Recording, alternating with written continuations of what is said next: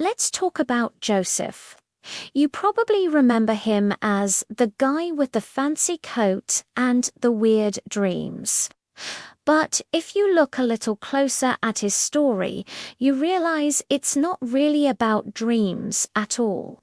It's a story about brutal betrayal, years of crushing silence, and the painful process of becoming someone you never, ever planned to be. First, let's get one thing straight. The part everyone skips is his age. Joseph was only 17 years old. That's a huge detail.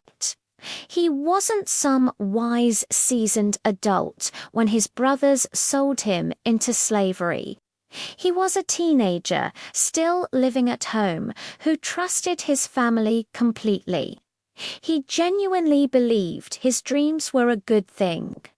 See, in the ancient world, dreams weren't just random thoughts you had after eating too much pizza.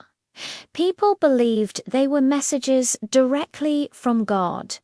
So when Joseph was sharing his dreams about his brothers bowing down to him, he wasn't trying to flex or be arrogant. He thought he was being honest, sharing something important from God. But here's a truth that most people don't talk about. Joseph wasn't hated just because of his dreams. He was hated because he was different. He was his father's favorite, sure, but it was more than that. He stayed close to home, close to his father, Jacob. He didn't fit in with the rough, tough, survival-focused lifestyle of his older brothers out in the fields. In a family where strength meant being rugged and hardened, Joseph's gift was vision, and that made him a threat. Now, the betrayal was so much worse than you probably think. When his brothers threw him into that pit, it wasn't just a hole in the ground. It was a death sentence. In that time and place, pits were used to trap wild animals, or, more chillingly, to leave unwanted people to die a slow, agonizing death from starvation or exposure. And while Joseph was down there, crying out, screaming, begging them to remember he was their brother, the Bible tells us something absolutely. It says, they sat down to eat. They literally had a meal while their little brother screamed for his life just a few feet away.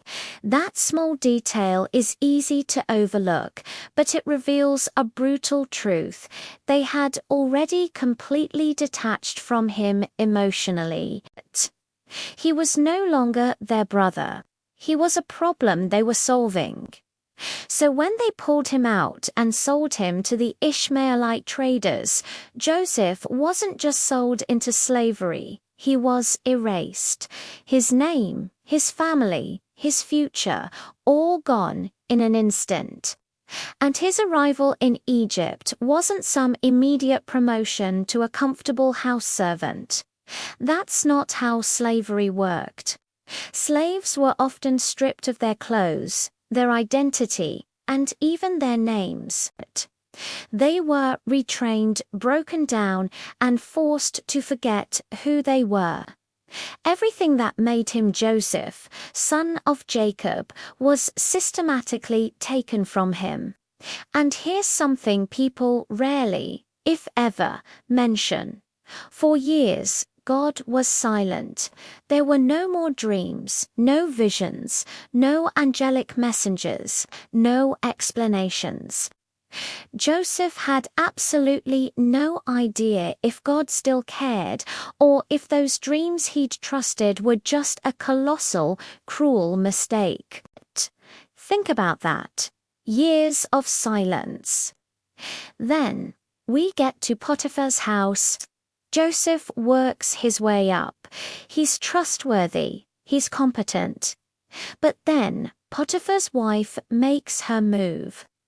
When Joseph refuses her, it wasn't just a simple case of resisting temptation. In ancient Egypt, the word of a master's wife against a foreign slave was an open and shut case. Accusing a slave of that crime usually meant instant execution. No trial, no questions asked. So, the fact that Joseph was only thrown into prison suggests something fascinating that people don't realize Potiphar might have actually suspected Joseph was telling the truth. But in that culture, protecting his own reputation and honor mattered far more than justice for a slave.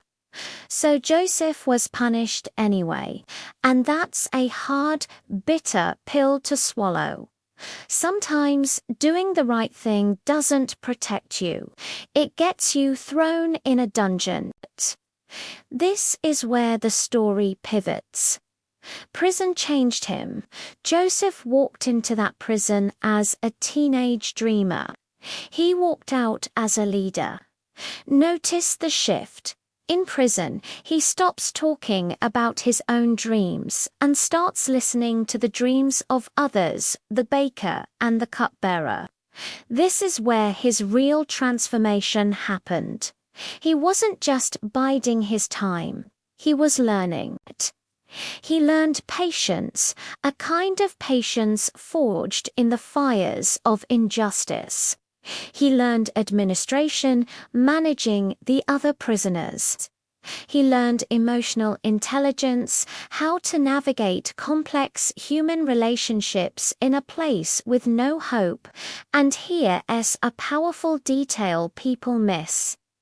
Joseph didn't spend his days begging God to free him. He asked God to prepare him. He was being shaped, not just stored away. Then the cupbearer is released.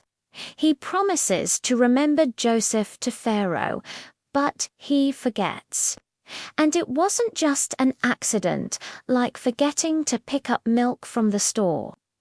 In the ancient world, remembering someone meant actively advocating for them. So forgetting was a conscious choice.